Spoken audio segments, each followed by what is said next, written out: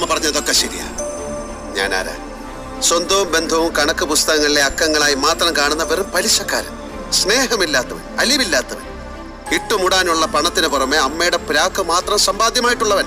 ഒരു നശിച്ച ജന്മം.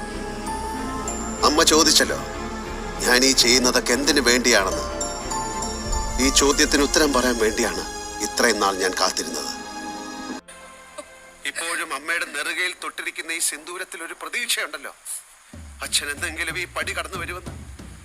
അമ്മയുടെ ആ കാത്തിരിപ്പിന് ഞാൻ കൊടുത്ത വിലയാണമ്മേ എന്റെ ജീവിതം.